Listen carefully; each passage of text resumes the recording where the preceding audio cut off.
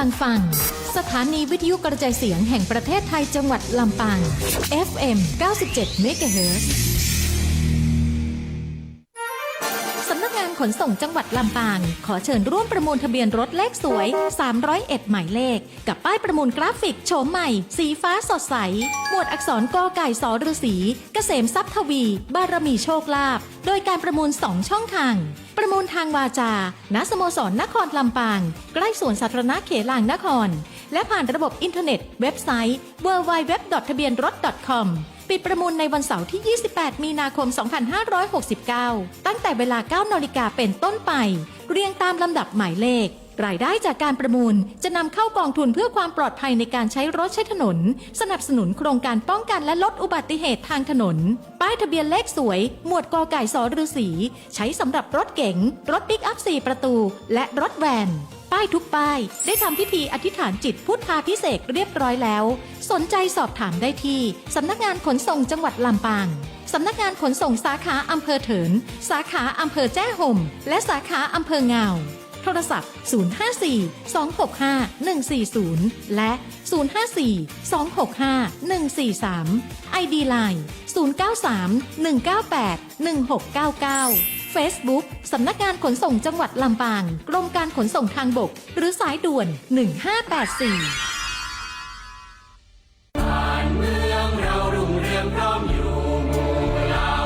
ชาติศาสนาพระมหากษัตริย์คือสถาบันหลักที่อยู่คู่ประเทศไทยมายาวนานความมั่นคงของชาติไม่ได้อยู่ที่ใครคนใดคนหนึ่งแต่อยู่ที่ความเข้าใจและความตระหนักรู้ของพวกเราทุกคนร่วมกันปลูกฝังความภาคภูมิใจในความเป็นไทยศึกษาประวัติศาสตร์วัฒนธรรมและคุณูปการของสถาบันหลักเพื่อส่งต่อความเข้มแข็งนี้สู่ลูกหลานเราคือพลังรักชาติร่วมสร้างสรรค์และปกป้องผืนแผ่นดินไทยด้วยจิตสำนึกที่ดีสำนักงานประชาสัมพันธ์ที่ 3 กรมประชาสัมพันธ์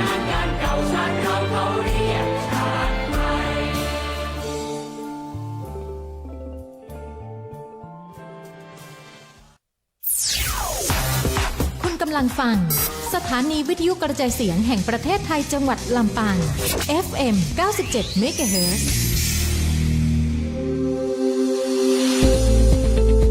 หลากหลายข้อมูลข่าวสารจากรัฐจัดเต็มข่าวเด่นในพื้นที่เมืองเหนือ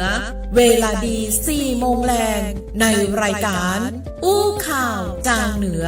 ตามสถานีวิทยุแห่งประเทศไทยภาคเหนือตอนบน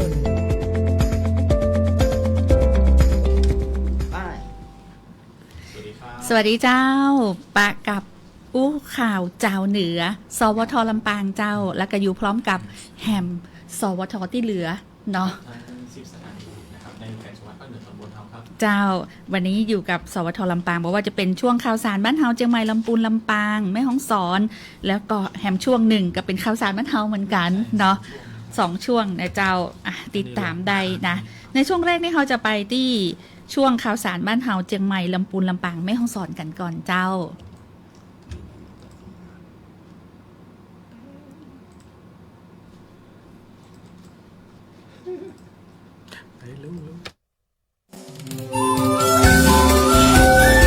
ติดตามรับฟังรายการอู้ข่าวเจ้าเหนือได้ทุกวันจันทร์ถึงวันศุกร์เวลาดี 4 โมงแรงที่เมืองเหนือเวลาดี 4 โมงแรงในรายการอู้ข่าวจางเหนือตามสถานีวิทยุแห่งประเทศไทยภาคเหนือตอนบน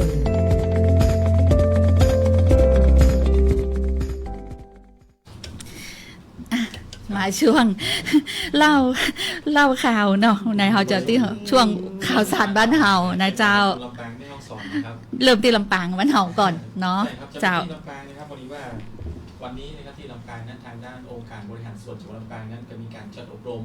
พี่น้องเกษตรกรนะครับเพื่อเป็นการเพิ่มผลผลิตข้าวนะครับเพื่อยกระดับข้าวของจังหวัดลำปางเป็นสินค้าพรีเมียมครับโดยทางด้านนางสาวตรงรัตน์โลกสุนทรนายกองค์การบริหารส่วนจังหวัดลำปางนะครับก็ได้ไปเปิดโครงการอบรมการเพิ่มผลผลิตข้าวปลอดภัยสู่มูลค่าสูงรุ่นที่ 1ภายใต้โครงการส่งเสริมอาชีพเกษตรผลิตสินค้าเกษตรปลอดภัยอินทรีย์จังหวัดลำปางนะครับที่เทศบาลตำบลเวียงตันอำเภอห้างชัดจังหวัดลำปางครับเพื่อเป็นการยกระดับข้าวลำปางให้เป็นสินค้าพรีเมียมซึ่งก็มีเป้าหมายนะครับที่สำคัญที่สุดก็คือเรื่องของการเปลี่ยนนาข้าวทั้ง 4.2 แสนไร่เนี่ยให้เป็นเงิน โดยมีการแนะแนวทางการให้พี่น้องเกษตรกรเนี่ยเลิกพึ่งสารเคมีที่มีราคาสูงนะครับเพราะว่าถ้ามาใช้พวกสารเคมีมันจะเป็นต้นทุนที่สูงนะครับแล้วก็มีราคาแพงอยู่ตอนนี้ก็คือหันมาใช้เรื่องของวิธีเกษตรปลอดภัยใช้สารอินทรีย์ต่างๆนะครับเพื่อเป็นการลดต้นทุนแล้วก็เพิ่มมูลค่าของข้าวให้เป็นข้าวคุณภาพดีปลอดสารเคมีก็จะได้ขายในราคาที่แพงๆบรรดาคนที่ชื่นชอบเรื่องของฮักสุขภาพต่างๆนะครับอาหารปลอดภัยต่างๆก็จะได้มาซื้อแล้วก็ซึ่งราคาก็จะได้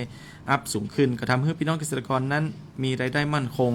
แข่งขันได้จริงในตลาดโลกครับโดยมีการนำร่องในเกษตรกรรุ่นแรกอยู่ที่อำเภอห้างชัดครับอำเภอกอคารวมทั้งหมด60คนด้วยกันนะครับในการอบรมครั้งนี้ก็มีให้พี่น้องเกษตรกรทั้งหลายเนี่ยหันมาใช้เทคโนโลยีและก็นวัตกรรมอื่นๆตัวนะครับเพื่อสอนให้พี่น้องเกษตรกรต่างๆได้รับรู้และก็เข้าใจพร้อมกับหลังจากอบรมก็สามารถนำไปใช้จริงในพื้นที่ของตัวเก่าได้ซึ่งวันนี้เองนะครับก็มีทั้งด้านหัวหน้าส่วนราชการต่างๆที่มาร่วมในการอบรมในครั้งนี้ก็คือบอกว่าจะเป็นทางเกษตรและสหกรณ์จังหวัดลำปางพาณิชย์จังหวัดลำปางแล้วก็พัฒนาที่ดินนะครับมีศูนย์เมล็ดพันธุ์ข้าวลำปางศูนย์วิจัยข้าวแล้วก็สภาเกษตรกรมาเข้าร่วมกิจกรรมนะครับเพื่อถ่ายทอดองค์ความรู้ต่างๆให้กับบรรดาพี่น้องเกษตรกรนะครับจากลำปางแล้วไปที่จังหวัดเชียงใหม่กันต่อเจ้าสปท3นะเจ้าสำนักงานประชาสัมพันธ์ที่3เจ้าพนึกกำลังภาคีเครือข่ายเยาวชนภาคเหนือเสริมทัพห่วมสื่อสารการแก้ไขปัญหาฝุ่น PM 2.5 เจ้าที่สำนักงานประชาสัมพันธ์ที่3เจ้ามีการสานพลังเยาวชน8จังหวัดภาคเหนือตอนบนขยายผลการประชาสัมพันธ์การแก้ไขปัญหาฝุ่น PM 2.5 ไปสู่ครอบครัวชุมชนและสังคมเจ้าที่โรงแรมโมเวนพีคเชียงใหม่อำเภอเมืองเชียงใหม่จังหวัดเชียงใหม่เจ้านางเมือนใจวงใหญ่ผู้อำนวยการสำนักงานประชาสัมพันธ์ที่3เป็นประธานเปิดการประชุมเชิงปฏิบัติการพลังเยาวชนสู้ฝุ่น PM 2.5 ตามโครงการประชาสัมพันธ์การจัดการปัญหาฝุ่นละออง PM 2.5 ประจำปีงบประมาณ 2569 ซึ่งกระจัดขึ้นระหว่างวันที่11ถึง13กุมภาพันธ์2569ซึ่งรัฐบาลก็ให้ความสำคัญกับการแก้ไขปัญหาสถานการณ์ฝุ่นละอองขนาดเล็ก PM 2.5 เจ้าซึ่งกำหนดเป็นวาระแห่งชาติโดยแล้วก็การขับเคลื่อนการดำเนินงานอย่างต่อเนื่องซึ่งกรมประชาสัมพันธ์ในฐานะหน่วยงานด้านการประชาสัมพันธ์เจ้าก็มีภารกิจในการสื่อสารการเผยแพร่ข้อมูลข่าวสารก็ได้มอบหมายให้ทางสำนักงานประชาสัมพันธ์ที่3จัดกิจกรรมขึ้นเพื่อสร้างการรับรู้เข้าใจและก็เชื่อมั่นสร้างการมีส่วนร่วมในการป้องกันและแก้ไขปัญหาฝุ่น PM 2.5 ยกระดับคุณภาพชีวิตพี่น้องประชาชนในทุกมิติรวมถึงสิทธิขั้นพื้นฐานอากาศสะอาดนำไปสู่คุณภาพอากาศที่ดีด้วยการร่วมมือของทุกภาคส่วนเจ้าโดยก็มีนักเรียนและก็คณะครูจาก5โรงเรียนด้วยกันบอกว่าจะเป็นโรงเรียนกาวิละวิทยาลัยโรงเรียนเทพบดินทร์วิทยาลัยโรงเรียนปรินซ์รอยัลวิทยาลัยโรงเรียนสันกำแพงและก็โรงเรียนสันปะตองวิทยาคมและบุคลากรจากสำนักงานประชาสัมพันธ์ที่3โดยรวมจำนวนทั้งสิ้น60คนซึ่งตลอดทั้ง3วันนี้ผู้เข้าร่วมกิจกรรมก็จะได้รับความรู้แล้วก็ลงพื้นที่ศึกษาดูงานในพื้นที่จังหวัดเชียงใหม่อย่างวันที่11กุมภาพันธ์ก็ได้เรียนรู้ในหัวข้อรู้จักฝุ่น PM 2.5 และการใช้งานแอปพลิเคชัน Air for Thai โดยวิทยากรจากสำนักงานสิ่งแวดล้อมและควบคุมมลพิษที่1เชียงใหม่หัวข้อการคิดคอนเทนต์แตกต่างมีกิจกรรมเวิร์กช็อปนะเจ้าเมื่อสร้างคอนเทนต์เนาะถ้าต้องการสร้างคอนเทนต์ให้กับช่องเนี่ยก็มีโดยมีวิทยากรนะเจ้าจากบริษัทมีสติโปรดักชั่นจำกัดจากช่อง Insight ล้านนานะเจ้าเพื่อให้ผู้เข้าร่วมกิจกรรมเนี่ยนำความรู้ที่ได้ไปผลิตสื่อประชาสัมพันธ์ส่วนในวันที่12กุมภาพันธ์ก็จะไปศึกษาดูงานเรียนรู้เกษตรปลอดการเผาที่ศูนย์ข้าวชุมชนบ้านร้องตีมีดที่ตำบลทุ่งสะโตกอำเภอสันปะตองจังหวัดเชียงใหม่นะเจ้าแล้วก็ศึกษาเรียนรู้ระบบการทำงานของศูนย์อำนวยการป้องกันและแก้ไขปัญหาไฟป่าหมอกควันและฝุ่นละอองจังหวัดเชียงใหม่เยี่ยมพอการปฏิบัติการระบบข้อมูลการบริหารจัดการคุณภาพอากาศและมลพิษ PM 2.5 ของจังหวัดเชียงใหม่ที่องค์การบริหารส่วนจังหวัดเชียงใหม่แล้วก็ในวันที่ 13 กุมภาพันธ์ก็จะมีการนำเสนอผลงานพร้อมทั้งแลกเปลี่ยนองค์ความรู้จากการเข้าร่วมกิจกรรมแล้วก็มอบเกียรติบัตรให้กับผู้ที่เข้าร่วมและก็จะมีการประสานงานความร่วมมือกันอย่างต่อเนื่องในการสื่อสารประชาสัมพันธ์เชิงรุกผ่านเครือข่ายเยาวชนและสถานศึกษาในการที่เราจะช่วยกันป้องกันและแก้ไขปัญหาฝุ่น PM 2.5 ในพื้นที่ต่อไปเจ้าครับยังอยู่ในที่จังหวัดเชียงใหม่นะครับพี่แอลครับวันนี้ไปที่อำเภอฝางนะครับเข้าไปที่อำเภอฝางนี่ทางด้านสำนักงานเขตพื้นที่การศึกษาประถมศึกษาเชียงใหม่เขต 3ก็ได้มีการจับมือกับทางด้านอำเภอแม่อายลงนาม MOU ในการขับเคลื่อน Thailand Zero Dropout นะครับตั้งเป้าดึงละออนที่ลดระบบเข้าสู่ห้องเรียนให้เป็นศูนย์ครับทางด้านนายนิติปกรณ์แสงสุวรรณในอำเภอแม่อายนะครับมาเป็นประธานในพิธีลงนามบันทึกข้อตกลงความร่วมมือขับเคลื่อนการแก้ไขปัญหาเด็กและเยาวชนนอกระบบการศึกษาให้กลายเป็นศูนย์นะครับเพื่อให้ในพื้นที่ของอำเภอแม่อายนะครับมีละออนที่หลุดจากการศึกษาเป็นศูนย์นะครับซึ่งทางด้านนายอำเภอแม่อายเนี่ยโดยเฉพาะโดยทางด้านนายอำเภอแม่อายนะครับร่วมกับผู้อำนวยการเขตพื้นที่การศึกษาประถมศึกษาเชียงใหม่เขต 3ผู้อำนวยการสถานศึกษาในอำเภอแม่อายศูนย์ส่งเสริมการศึกษาระบบอำเภอแม่อายนายกเทศมนตรีตำบลแม่อายและก็ผู้แทนขององค์การบริหารส่วนตำบลและก็หน่วยงานราชการอื่นๆที่เกี่ยวข้องทั้งหมดนะครับมาร่วมกันลงนามบันทึกข้อตกลงความร่วมมือการขับเคลื่อนการแก้ไขปัญหาเด็กและเยาวชนหลุดจากระบบให้กลับมาเป็นศูนย์นะครับในการลงนามครั้งนี้ก็เพื่อที่จะบูรณาการความร่วมมือร่วมกันไม่ว่าจะเป็นภาครัฐภาคการศึกษาภาคประชาชนที่จะมาติดตามหรือว่าค้นหาละออนที่ตกหล่นหรือว่าหลุดออกจากระบบการศึกษาในพื้นที่อำเภอแม่อายเพื่อได้รับโอกาสกลับคืนสู่เรื่องของการศึกษานะครับแล้วก็ได้รับการฝึกทักษะอาชีพตามความเหมาะสมนะครับโดยจะมีการบูรณาการข้อมูลเด็กกลุ่มเสี่ยงแล้วก็เด็กที่หลุดจากระบบเพื่อให้ช่วยเหลือรายบุคคลอย่างแม่นยำนะครับส่งเสริมให้ละออนทุกคนนั้นเข้าถึงการศึกษาที่มีคุณภาพโดยไม่มีข้อจำกัดด้านฐานะหรือว่าพื้นที่ต่างๆนะครับโดยมีการวางระบบติดตามแล้วก็เฝ้าระวังเพื่อป้องกันให้ละออนที่หลุดออกจากระบบนั้นกลับมานะครับอยู่ในการศึกษาโดยที่บ่ได้หลุดซ้ำไปแหมนะครับแล้วก็กิจกรรมในครั้งนี้ถือว่าเป็นก้าวสำคัญของการปฏิรูประบบการศึกษาในพื้นที่ของจังหวัดเชียงใหม่นะครับเจ้าจากเชียงใหม่แล้วมาที่ลำพูนต่อเจ้าที่ลำพูนเจ้ามีการประชุมหารือการจัดกิจกรรมจิตอาสาก่อสร้างฝ่ายชะลอน้ำตามโครงการ1ความดีล้านความฮักภูมิใจพักพระพันปีหลวงเจ้าที่ห้องประชุมหาริพุนชัยจันทร์ 4 สารกลางจังหวัดลำพูนนายโยธินประสงค์ความดีรองผู้ว่าราชการจังหวัดลำพูนก็ได้เป็นประธานการประชุมหารือการจัดกิจกรรมจิตอาสาก่อสร้างฝ่ายชะลอน้ำตามโครงการ1ความดีล้านความฮักภูมิใจพักพระพันปีหลวงเจ้าโดยมีทางด้านนางสกุลรัตน์จันมณีหัวหน้าสำนักงานจังหวัดลำพูนหัวหน้าส่วนราชการคณะกรรมการภาคีเครือข่ายเจ้าหน้าที่และหน่วยงานที่เกี่ยวข้องเข้าร่วมโครงการ1ความดีล้านความฮักภูมิใจพักพระพันปีหลวงเป็นโครงการที่ต่างกระทรวงวัฒนธรรมร่วมกับภาคีเครือข่ายทั้งภาครัฐภาคเอกชนตลอดถึงภาคประชาชนร่วมกันจัดขึ้นโดยจะเป็นการเชิญชวนหน่วยงานภาครัฐภาคเอกชนภาคีเครือข่ายศิลปินเยาวชนและกับประสบนิกรทุกหมู่เหล่าร่วมบำเพ็ญความดีต่อแผ่นดินตามแนวพระราชดำริและแสดงเจตนารมณ์แห่งความดีตามแนวต่างๆได้แก่การสืบสานพระราชปณิธานด้านการรักโลกรักบ้านเราเป็นการอนุรักษ์ฟื้นฟูทรัพยากรธรรมชาติและก็เป็นการส่งเสริมการเรียนรู้ถ่ายทอดภูมิปัญญาไทยสืบสารงานหัตถศิลป์และศิลปะการแสดง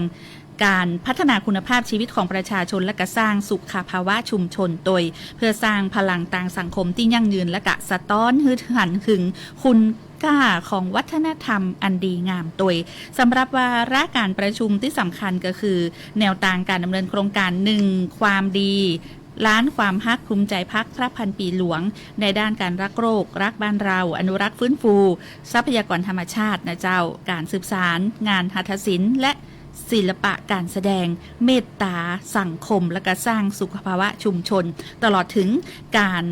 สืบสารนะหมายถึงว่าการสื่อสารความดีตัวนะเจ้ารวมถึงได้ร่วมกันพิจารณาแนวทางการดำเนินโครงการ1ความดีล้านความฮักภูมิใจพักพระพันปีหลวงซึ่งก็มีแนวทางการจิตเป็นห้องว่า ในการจัดกิจกรรมจิตอาสาเนี่ยบอกว่าจะเป็นการทำฝ่ายชะลอน้ำตามโครงการเนาะแล้วก็แนวทางการสำรวจข้อมูลพื้นที่การจัดสร้างฝ่ายชะลอน้ำตามโครงการตัวนะเจ้าอันนี้ก็ถือว่าเป็นการประชุมที่ถือว่าวางแนวทางไว้ก่อนเนาะในการจัดกิจกรรมจิตอาสานะเจ้าโครงการ1ความดีล้านความฮักภูมิใจพักครับพันปีหลวงที่ลำปูนเจ้าครับจากลำปูนนะครับเข้าไปที่จังหวัดแม่ฮ่องสอนนะครับที่แม่ฮ่องสอนนะครับวันนี้มีการจัดงานเผินเข้าค่ำสลากกาชาติ69นะครับสืบสานภูมิปัญญาอาหารไทยใหญ่พร้อมระดมทุนเพื่อสาธารณกุศลครับวันนี้ที่สวนสาธารณะหนองจองคำอำเภอเมืองจังหวัดแม่ฮ่องสอนนะครับนายอุดมศักดิ์ข่าวหนูนารองผู้ว่าราชการจังหวัดแม่ฮ่องสอนนะครับเป็นประธานเปิดงานเผินเข้าค่ำสลากกาชาติ69ซึ่งภายในงานนี้นะครับทางด้านจังหวัดแม่ฮ่องสอนเนี่ยนะครับร่วมกับทางด้านแม่บ้านมหาดไทยจังหวัดแม่ฮ่องสอนจัดงานนี้ขึ้นมาเพื่อที่จะสืบสานและก็เผยแพร่ภูมิปัญญาอาหารไทยใหญ่ในรูปแบบของเผินเข้าค่ำอันจะเป็นเอกลักษณ์และก็การรับประทานอาหารแบบไทยใหญ่นะครับกินแบบไทยใหญ่ควบคู่กับการสมทบกิจกรรมสมทบทุนกิจกรรมสาธารณกุศลบอกว่าจะเป็นการมอบทุนการศึกษาแก่บุตรข้าราชการลูกจ้างแล้วก็สมาชิกกองอาสารักษาดินแดนในสังกัดกระทรวงมหาดไทยที่เฮียนดีแต่ว่าขาดทุนทรัพย์นั่นเองนะครับตลอดจนช่วยเหลือผู้ประสบภัยผู้ยากไร้แล้วก็ผู้พิการในพื้นที่ซึ่งภายในงานนี้ครับมีกิจกรรมการแสดงศิลปะวัฒนธรรมจากละอ่อนในพื้นที่จังหวัดแม่ฮ่องสอนแล้วก็ได้รับเกียรติจากทางด้านนายประเสริฐประดิษฐ์ประธานสภาวัฒนธรรมจังหวัดแม่ฮ่องสอนแล้วก็ทางด้านนางอ่อนศรีคำอัมพรนะครับผู้แทนภาคประชาสังคมก็ร่วมถ่ายทอดองค์ความรู้เกี่ยวกับอาหารท้องถิ่นไทยใหญ่นี้โดยนะครับทั้งเรื่องของความเป็นมาส่วนผสมวิธีปรุงวันเจวิธีปรุงขอสุมาเตอร์วิธีปรุงนะครับแล้วก็คุณค่าทางวัฒนธรรมนะครับไฮไลท์ของงานนี่ก็คือการ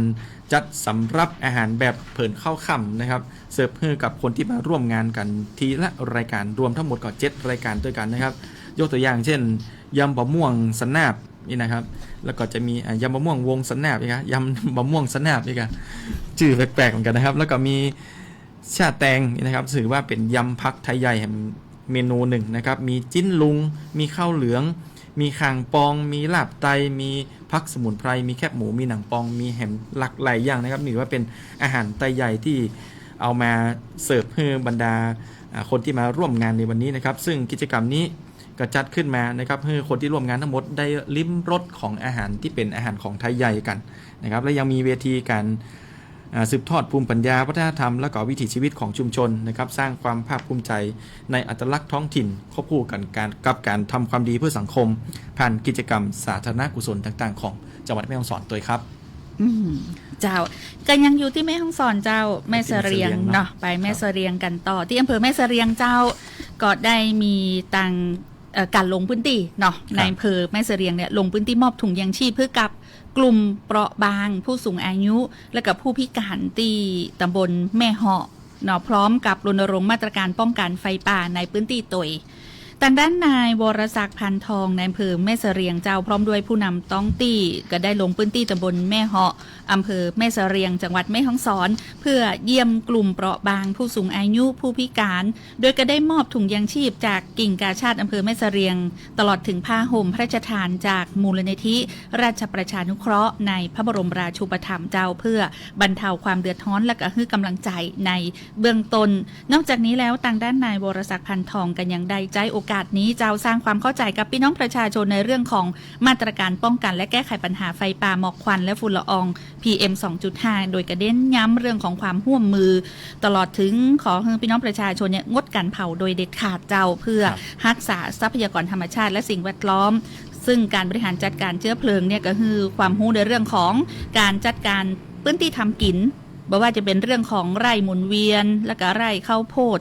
แล้วก็ต้องดำเนินการภายใต้หลักเกณฑ์วิธีการและก็เงื่อนไขที่ทางราชการกำหนดอย่างเคร่งครัดทางนี้พี่น้องประชาชนในพื้นที่ตำบลแม่หอกก็คือการต้อนรับและก็มีความเข้าใจ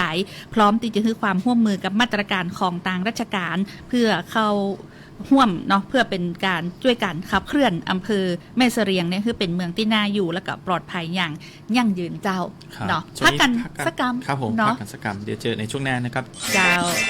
ไป ขับขี่ออนไลน์เนี่ยง่ายตั้งอกตั้งใจบ่ต้องไปขนส่งบ่ต้องไปอบรมบ่ต้องสอบการถ่ายรูปโอนจ่ายจบพ่อจับโปะข่าวปลอมดีหนาตีหูตันบ่หลงเจือบ่กดไลค์กดแชร์แม่นก็เพียงแสงล่า สุดยอดเพียนเทพีสีม้อยคนงาม ตีบอสเลกสลามไปเจือเขา แต่ละมือแต่ละเดทเพจปลอมมูนี่นะ ลูกเล่นมันแผลวๆเวลาปะข่าวแบบเดียวกันเนี่ย ก็ต้องเช็คแล้วเช็คแฮมเลือกอันตีมีแรงอ้างอิงตีมาชัดเจน ตรวจสอบได้น่าเจือถือบางเตือนเนี่ยต้องพอแถว URL พุ่นนะเพราะเขาจังปลอมแต่งเนี่ยคือค่ายกันสับปะ ตรวจสอบเสาะไปเสาะมาสุดท้ายอาจจะป้าว่าดันเป็นข่าวเก่าเหียก็ได้ หรือป้าการแจ้งเตือนจากเว็บไซต์อื่น ว่าอันนี้เป็นข่าวปลอม และหมู่ข่าวปลอมเนี่ยกระจังสะกดคำพิษด้วยนะบ้านก็ไปเอาหูผ่าจากข่าวเก่ามาใจเพื่อเพิ่มความน่าเชื่อถือ ปะจะอีต้องตั้งสติให้ดี แต่ทำความเข้าใจหูเต่าตันสังเกตข่าวปลอม หมู่ติลึกจังเผยแพร่แต่ข่าวปลอม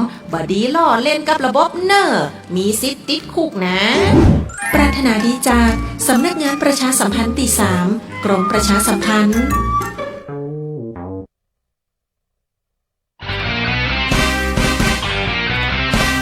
อู้ข่าวเจ้าเหนือช่วงข่าวสารบ้านเฮาเจียงใหม่ลำปูนลำปางแม่ฮ่องสอน มาต่อกันที่ช่วงข่าวสารบ้านเฮาเจียงใหม่พะเยาแปรน่าน พะเยาแปรน่าน เจ้า ครับที่เจียงไฮ้นะครับวันนี้มีการรณรงค์เชิญชวนชาวแม่สวยไปใช้สิทธิ์เลือกตั้งนะครับสมาชิกองค์การบริหารส่วนจังหวัดแทนตำแหน่งที่ว่างลงนะครับในวันที่ 15 กุมภาพันธ์นี้ครับโดยทางด้านบุคลากรจากทางด้านองค์การบริหารส่วนจังหวัดเชียงรายนะครับก็ได้ลงพื้นที่ในเขตพื้นที่ของอำเภอแม่สวยนะครับเพื่อให้ข้อมูลนะครับข่าวสารเกี่ยวกับการเลือกตั้งพร้อมเชิญชวนพี่น้องประชาชนในพื้นที่นั้นให้ตระหนักถึงความสำคัญของการมีส่วนร่วมทางการเมืองในระดับท้องถิ่นโดยการเลือกตั้งครั้งนี้ก็จะเป็นการเลือกตั้งแทนตำแหน่งที่ว่างของสมาชิกองค์การบริหารส่วนจังหวัดในเขตเลือกตั้งที่ 1ที่อำเภอแม่สวยครับครับ เจ้าอันนี้ก็เป็นบรรยากาศที่เจียงไฮ้ นะครับ จากเจียงไฮ้แล้วมาที่พะเยาเจ้าที่อำเภอดอกคำใต้เจ้าเปิดงานลานวัฒนธรรมลำน้ำร่องช้างครั้งที่ 3 ประจำปี 2569 อย่างยิ่งใหญ่เจ้าซึ่งต่างเทศบาลเมืองดอกคำใต้ก็ได้จัดพิธีเปิดงานลานวัฒนธรรมลำน้ำร่องช้างเนาะครั้งที่ 3 ประจำปี 2569 อย่างเป็นทางการณเวทีกลางน้ำลานวัฒนธรรมลำน้ำร่องช้างอำเภอดอกคำใต้จังหวัดพะเยาโดยมีว่าที่ร้อยโทบำรุงคำไวในอำเภอดอกคำใต้เป็นประธานเจ้าพร้อมโดยสมาชิกสภาเทศบาลประธานชุมชนคณะกรรมการชุมชนพี่น้องประชาชนในพื้นที่เข้าร่วมงานกันอย่างคึกคักเลยเจ้าครับจากพะเยาได้นะครับไปที่จังหวัดแพร่นะครับที่จังหวัดแพร่นี่นะครับทางด้านผู้ว่าราชการจังหวัดแพร่นั้นก็ได้นำทีมทุกภาคส่วนทำแนวกันไฟรอบวัดพระธาตุดอยเลงรณรงค์แก้ปัญหาไฟป่าหมอกควันปี 2519 นะครับโดยมีการตั้งเป้าลดจุดความร้อนบ่อนน้อยกว่า 20% ครับจากปีที่ผ่านมานั่นเองนะครับโดยที่วัดพระธาตุดอยเลงตำบลเจ้าแฮอำเภอเมืองแพร่ทางด้านนายสมชัยเลิศประสิทธิพันธ์ผู้ว่าราชการจังหวัดแพร่ก็ได้มาเป็นประธานในกิจกรรมรณรงค์ป้องกันและแก้ไขปัญหาไฟป่าและหมอกควันเชิงปฏิบัติการในพื้นที่จังหวัดแพร่ประจำปีงบประมาณ 2519 กับมีหัวหน้าส่วนราชการผู้บริหารองค์กรปกครองส่วนท้องถิ่นผู้นำชุมชนต่างๆนะครับไม่ว่าจะเป็นจิตอาสาต่างๆเครือข่ายต่างๆนั้นมาร่วมกันเป็นจำนวนมากเลยครับพี่แอลครับเจ้าจากแป้แล้วไปต่อที่จังหวัดน่านเจ้าเริ่มแล้วอย่างยิ่งใหญ่เทศกาลตรุษจีนไชน่าทาวน์ออฟน่าน 2026 สารสัมพันธ์ไทยจีนกระตุ้นเศรษฐกิจเมืองน่าน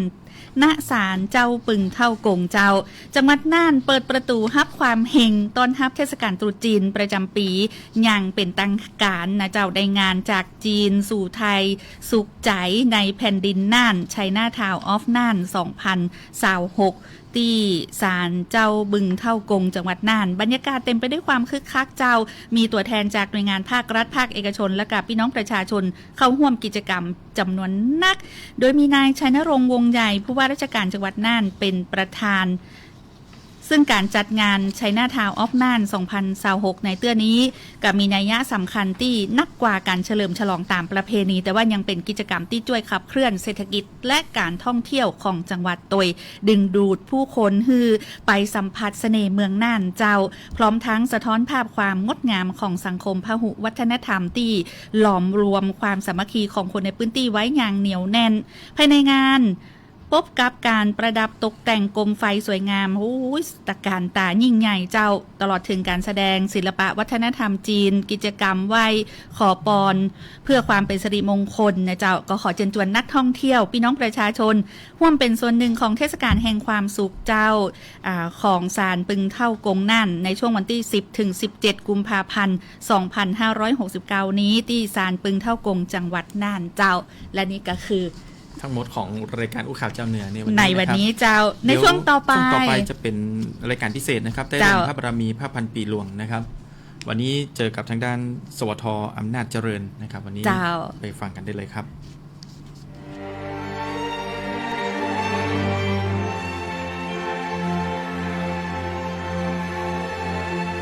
สถานีวิทยุกระจายเสียงแห่งประเทศไทย70สถานีทั่วทุกภูมิภาคเสนอรายการ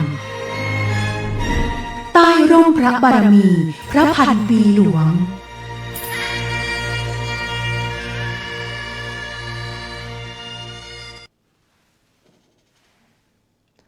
สวัสดีค่ะสวัสดีคุณผู้ชมคุณผู้ฟังทุกท่านนะคะขอต้อนรับคุณผู้ชมคุณผู้ฟังค่ะเข้าสู่รายการใต้ร่มพระบารมีพระพันปีหลวงนะคะวันนี้พบกันในวันพุธที่28มกราคม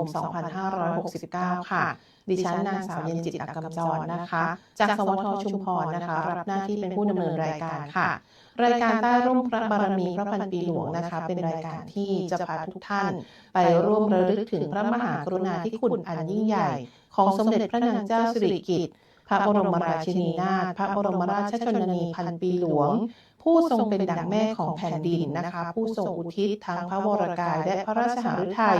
เพื่อประโยชน์สุขของพระสงฆ์นิกรชาวไทยมาอย่างยาวนานค่ะรายการใต้ร่มพระบารมีพระพันปีหลวงนะคะแบ่งเป็น3ช่วงด้วยกันค่ะช่วงแรกค่ะเป็นช่วงของภาพเก่าเล่าเรื่องนะคะวันนี้จะพาไปย้อนภาพความประทับใจ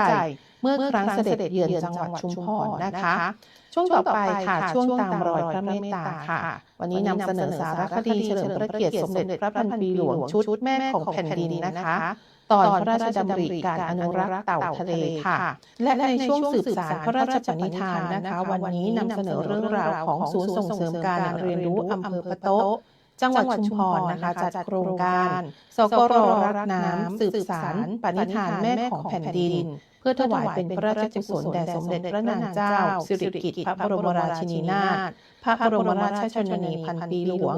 และปลูกจิตสำนึกให้กับนักศึกษานะคะรู้คุณค่าและร่วมอนุรักษ์ทรัพยากรน้ำในชุมชน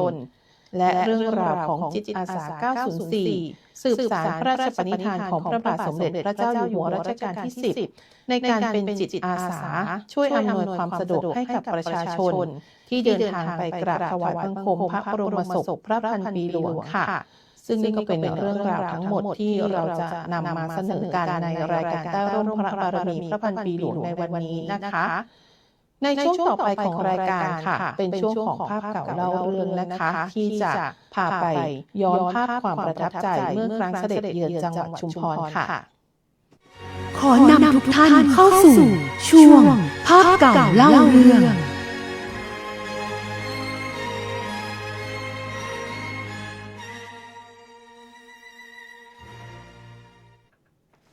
กลับเข้ามาสู่ในช่วงของภาพเก่าเล่าเรื่องนะคะอย่างที่บอกไปในวันนี้จะพาไปย้อนภาพความประทับใจเมื่อครั้งเสด็จเยือนจังหวัดชุมพรค่ะไปติดตามรับชมรับฟังคลิปวิดีโอดังกล่าวได้เลยค่ะ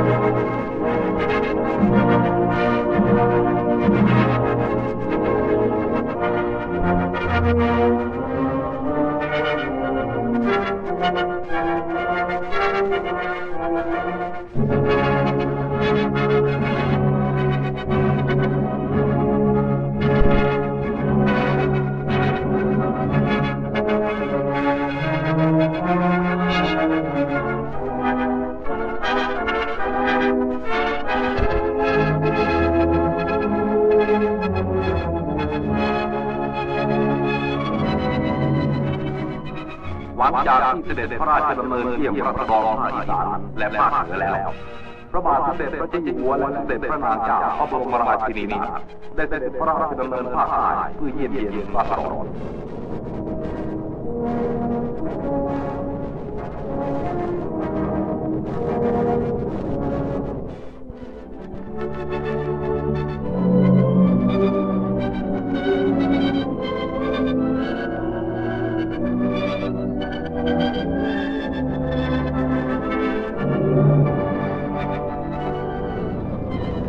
ณนครปฐมซึ่งเป็นแหล่งแรกที่พุทธศาสนาเข้ามาสู่ประเทศไทยรถไฟพระที่นั่งได้หยุดเพื่อองค์พระประมุขพระราชทานดอกไม้ทูบเทียนให้ผู้ว่าราชการจังหวัดนครปฐมนำไปถวายสักการะพระบรมเจดีย์ในโอกาสนี้ผู้ซึ่งมาเฝ้ารับเสด็จก็ได้ถือโอกาสนำของขึ้นทูลเกล้าทูลกระหม่อมถวายด้วยความจงรักภักดี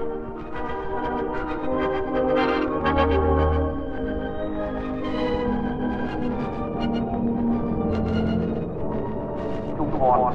เป็นสถานีปลายทางของการเสด็จพระราชดำเนินโดยทางรถไฟพระที่นั่ง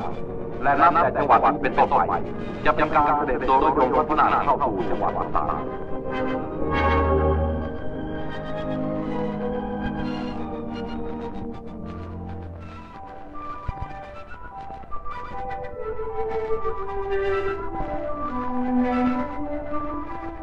ปลัดกระทรวงมหาดไทยได้กราบบังคมทูลพระกรุณา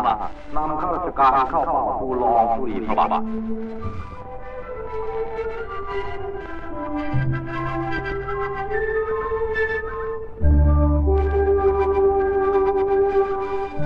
แล้วพระบาทสมเด็จพระเจ้าอยู่หัวเสด็จผ่านตัวเมืองไปยังส่วนผู้ว่าราชการจังหวัดซึ่งทางราชการจัดถวายเป็นที่ประทับแรมระหว่างเสด็จพระราชดำเนินราษฎรนับหมื่นได้เปล่งเสียงทะโยถวายพระพรไปตลอดทาง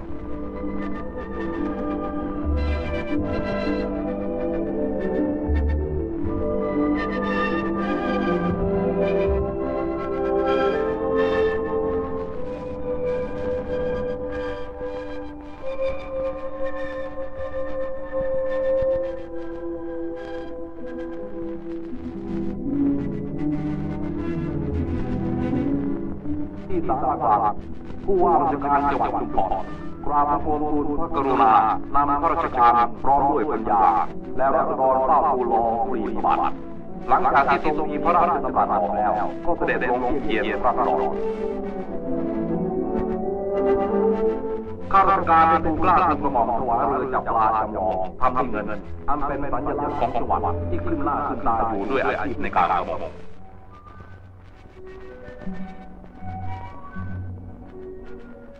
บรรดาผู้ที่มาเฝ้านั้นบางคนอุตส่าห์มาจองที่นั่งตั้งแต่ 4 นาฬิกาและมีแต่คนชราลงไปจนเด็กเล็กๆการนั่งเข้าเฝ้าอย่างใกล้ชิดนั้นเป็นสิ่งที่ทำให้แต่ละคนเต็มไปด้วยความตื้นตันใจในพระมหากรุณาธิคุณการเสด็จเยี่ยมราษฎรครั้งนี้เป็นสิ่งซึ่งผู้เข้าเฝ้าชื่นชมและจะรำลึกถึงไปอีกนาน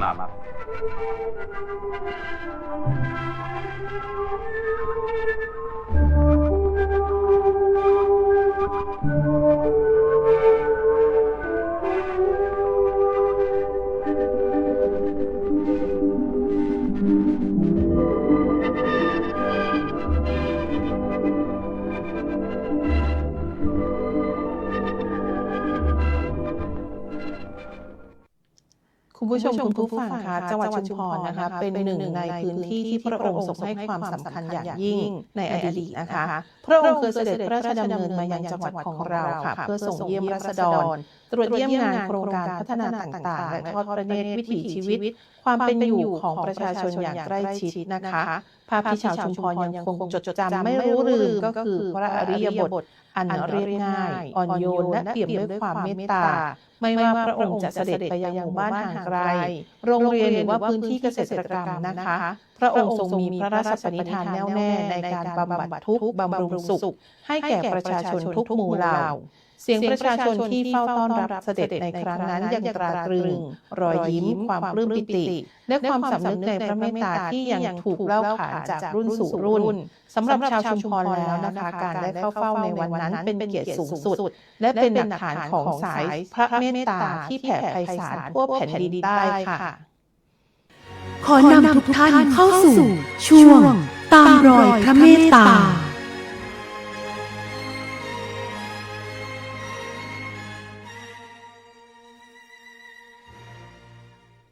ก ลับเข้ามาสู่ช่วงตามรอยพระเมตตานะคะ วันนี้จะนำเสนอกันในเรื่องสารคดีเฉลิมพระเกียรติสมเด็จพระพันปีหลวงชุดแม่ของแผ่นดินตอนพระราชดำริการอนุรักษ์เต่าทะเลค่ะไปติดตามได้เลยค่ะ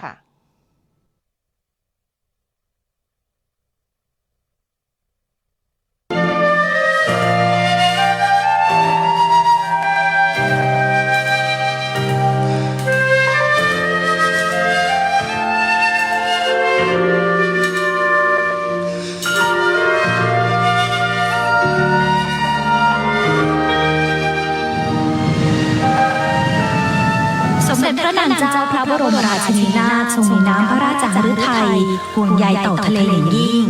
ทรงตระหนักว่าทรัพยากรธรรมชาติทางทะเลนับวันมีแต่จะลดน้อยลงจากท้องทะเลของไทยโดยเฉพาะเต่าทะเลเช่นเต่ามะเฟืองเต่าตะหนุและเต่ากระทั้งที่ในอดีตเคยมีเป็นจำนวนมากอันเนื่องมาจากราษฎรนิยมเก็บไข่เต่าไปซื้อขายประกอบเป็นอาหารส่งผลให้เต่าทะเลลดจำนวนลงอย่างรวดเร็วนอกจากนี้ลูกเต่าแรกเกิดก็มักจะเป็นเหยื่อของเหล่าสัตว์ใหญ่ในทะเลด้วยเหตุนี้สมเด็จพระนางเจ้าพระบรมราชินีนาถจึงได้พระราชทานพื้นที่เกาะมันในตำบลกร่ำอำเภอแกลงจังหวัดระยองเมื่อวันที่ 11 สิงหาคม พุทธศักราช 2522 ซึ่งมีผู้น้อมเกล้าน้อมกระหม่อมถวายเป็นทรัพย์สินส่วนพระองค์มีเนื้อที่ 137 ไร่สำหรับจัดตั้งเป็นศูนย์กลางอนุรักษ์และขยายพันธุ์เต่าทะเลพระราชทานชื่อว่าโครงการสมเด็จอนุรักษ์พันธุ์เต่าทะเลในครั้งนั้นพระองค์ได้พระราชทานลูกเต่าพ่อพันธุ์แม่พันธุ์เต่าทะเลให้กับผู้แทนจากกรมประมงและกองทัพเรือเพื่อนำไปปล่อยและแพร่ขยายพันธุ์คือเกาะมันในเนี่ยนะครับคือเดิมเนี่ยก็เป็นพื้นที่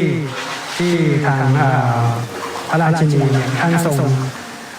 เห็นความสำคัญว่าสามารถที่จะใช้เป็นพื้นที่ในการอนุรักษ์นะครับทรัพยากรทางทะเลและชายฝั่งท่านจึงพระราชทานให้กับกรมประมงนะครับกรมทรัพยากรทางทะเลและชายฝั่งเนี่ยนะครับเรามีทั้งหมดเนี่ย4 แห่งด้วยกันนะครับที่ดำเนินการในเรื่องของการเก็บไข่เต่ามาเพาะแล้วก็อนุบาลจนได้ขนาดที่ปล่อยเนี่ยนะครับก็จะมี4 แห่งประกอบไปด้วยจังหวัดภูเก็ตนะครับจังหวัดสงขลาจังหวัดชุมพรจังหวัดระยองนะครับปัจจุบันคือศูนย์วิจัยและพัฒนาทรัพยากรทางทะเลและชายฝั่งอ่าวไทยฝั่งตะวันออกตำบลปากน้ำประแสอำเภอแกลงจังหวัดระยองสังกัดกรมทรัพยากรทางทะเลและชายฝั่งกระทรวงทรัพยากรธรรมชาติและสิ่งแวดล้อมศูนย์แห่งนี้เป็น1 ใน 4ศูนย์วิจัยและพัฒนาทรัพยากรทางทะเลและชายฝั่งซึ่งดำเนินการภายใต้ความร่วมมือจากกรมประมงและกองทัพเรือดำเนินงานเพื่อเพิ่มทรัพยากรสัตว์น้ำให้มีจำนวนมากขึ้น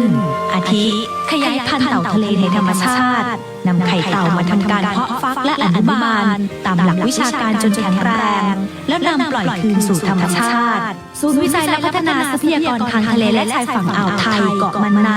พื้นที่พระราชทานแห่งนี้ประกอบด้วยบ่อแบ่งแยกเต่าขนาดเท่ากันเป็นการป้องกันเต่าตัวเล็กจะถูกแย่งอาหารเนื่องจากเต่ามีอายุเท่ากันแต่มีการเจริญเติบโตไม่เท่ากันบ่อพ่อพันธุ์แม่พันธุ์อาทิเต่ากระมีอายุ 10-20 ปีอนุบาลไว้เมื่อถึงฤดูวางไข่ก็จะนำไปปล่อยไว้ที่คอกเต่าทะเลธรรมชาติในพื้นที่กว่า 30 ไร่เพราะจริงๆแล้วเนี่ยเราอยากจะเลี้ยงเขาในบ่อธรรมชาติเขาจะต้องมีหาดทรายซึ่งในเขตอ่าวไทยเนี่ยด้านอ่าวไทยเนี่ยครับจะมี2 ชนิดที่เป็นชนิดเด่นก็คือเต่าตะหนุและเต่ากระนะครับทั้งนี้นะครับในการอนุรักษ์ทรัพยากรทางทะเลและชายฝั่งก็ได้ดำเนินการตามแนวพระราชดำริของสมเด็จพระนางเจ้าพระบรมราชินีนาถมาตลอดนะครับส่วนเต่าที่เห็นเนี่ยนะครับก็เป็นเต่าที่เราเก็บไข่เต่ามาเมื่อปีที่แล้วนะครับแล้วก็ ในช่วงเดือนสิงหาคมที่จะถึงนี้นะครับก็เราเตรียมเต่าชุดนี้เนี่ยสำหรับในการปล่อยเต่าเพื่อเฉลิมพระเกียรติเดือนสิงหาคมนี้แล้วกว่า 30 ปีที่ศูนย์อนุรักษ์พันธุ์เต่าทะเลเกาะมันในได้ดำเนินงานฟื้นฟูการเพิ่มทรัพยากรเต่าทะเลได้เป็นผลสำเร็จอย่างดียิ่งสามารถเพาะขยายพันธุ์เต่าทะเลได้เองกว่าปีละ 200 ตัวโดยวิธีการนำไข่เต่าจากธรรมชาติมาฟักแล้วเพาะเลี้ยงในบ่ออนุบาลเมื่อเติบโตพอจะดำรงอยู่ด้วยตัวเองได้ทำการปล่อยลงทะเลคืนสู่ธรรมชาติแล้ว 4,141 ตัวนับเป็นพระมหากรุณาธิคุณที่มีพระราชสวนีให้ฟื้นฟูเต่าทะเลได้ก่อให้เกิดความตื่นตัวของประชาชนในการเข้ามามีส่วนร่วมการอนุรักษ์ทรัพยากรสัตว์น้ำให้ดำรงอยู่คู่ท้องทะเลไทยตลอดไปนอกจากนี้ที่เกาะมันในมีพิพิธภัณฑ์ให้ความรู้เกี่ยวกับการอนุรักษ์พันธุ์เต่าทะเลโดยจะแสดงเกี่ยวกับการเผยแพร่ชีวิตความเป็นอยู่ของเต่าทะเลสายพันธุ์ต่างๆอาทิเต่ากระเต่าตะหนุที่เกาะมันในนี้ได้เปิดเป็นสถานที่ท่องเที่ยวและศึกษาหาความรู้เกี่ยวกับการอนุรักษ์พันธุ์เต่าทะเลเพื่อเป็นการรณรงค์ให้ประชาชนทั่วไปเข้ามามีส่วนร่วมอนุรักษ์เต่าทะเลให้ได้ผลมากยิ่งขึ้นเป็นไปตามพระราชประสงค์ของสมเด็จพระนางเจ้าพระบรมราชินีนาถ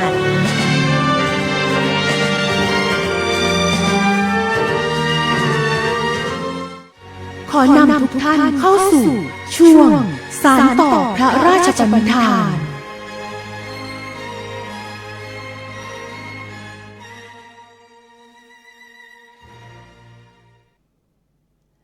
ค่ะกลับเข้าสู่ช่วงสานต่อพระราชปณิธานนะคะ วันนี้นำเสนอเรื่องราวของศูนย์ส่งเสริมการเรียนรู้อำเภอปะโต๊ะจังหวัดชุมพรนะคะที่จัดโครงการสกร.รักน้ำสืบสานปณิธานแม่ของแผ่นดินเพื่อถวายเป็นพระราชกุศลแด่สมเด็จพระนางเจ้าสิริกิติ์พระบรมราชินีนาถพระบรมราชชนนีพันปีหลวงและปลูกฝังจิตสำนึกนะคะให้กับนักศึกษารู้คุณค่าและอนุรักษ์ทรัพยากรน้ำในชุมชนค่ะรวมไปถึงเรื่องราวของจิตอาสา 904 สืบสานพระราชปณิธานของพระบาทสมเด็จพระเจ้าอยู่หัวรัชกาลที่ 10 ในการเป็นจิตอาสาช่วยอำนวยความสะดวกให้กับประชาชนที่เดินทางไปกราบถวายบังคมพระบรมศพพระพันปีหลวงนะคะไปติดตามรับชมรับฟังได้เลยค่ะ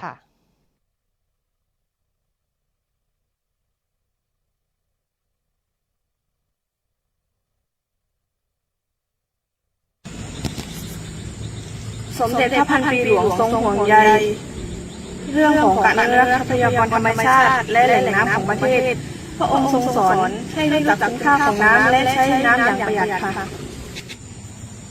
พวกเราชาวสกร.ระดับอำเภอปะโต๊ะขอร่วมสานต่อพระราชปณิธานแม่ของแผ่นดินด้วยการอนุรักษ์น้ำและดูแลแหล่งน้ำฟื้นฟูรอบตัวเราจะดูแลรักษาป่าต้นน้ำและแม่น้ำเราทำเพราะเราเชื่อว่าน้ำทุกหยดมีคุณค่า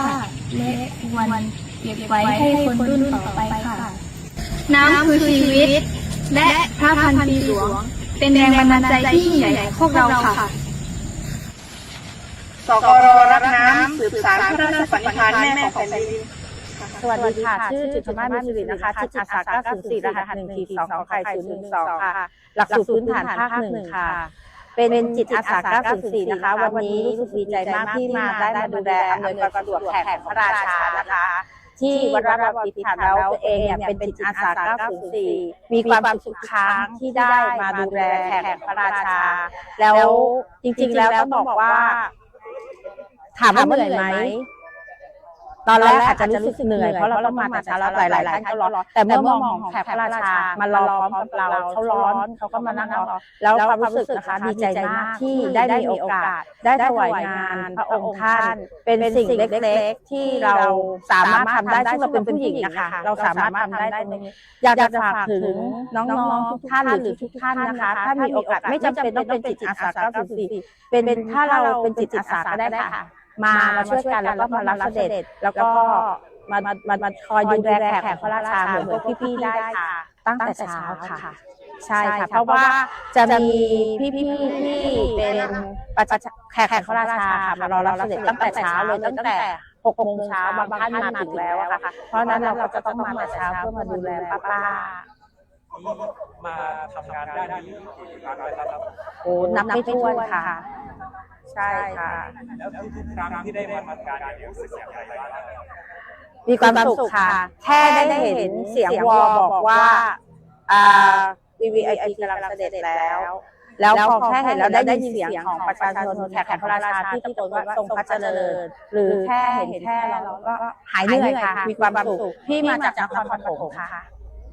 ฝากอะไรถึงคนรุ่นใหม่ที่อาจจะห่างเหินกับสถาบันพระมหากษัตริย์หน่อยครับ พี่อยากให้ลองเปิดใจนะคะ บางอย่างที่เราได้ยินว่าเขาเล่าว่าแต่อยากให้เปิดใจนิดนึงแล้วลองดูแล้วพี่เชื่อว่าคนรุ่นใหม่จะรักค่ะ ค่ะทั้งหมดนี้นะคะก็คือเรื่องราวแห่งพระมหากรุณาธิคุณของสมเด็จพระพันปีหลวงนะคะที่ยังคงส่องสว่างในใจพระสงฆ์นิกรชาวไทยเสมอมาสำหรับรายการใต้ร่มพระบารมีพระพันปีหลวงวันนี้ต้องขอลาคุณผู้ชมคุณผู้ฟังทุกท่านไปก่อนนะคะพบกันใหม่ในครั้งต่อไปของรายการกับสวทตรังสปข6ค่ะดิฉันเย็นจิตกำจรนะคะต้องขอลาทุกท่านไปด้วยความสำนึกในพระเมตตาอันหาที่สุดมิได้ สวัสดีค่ะ เ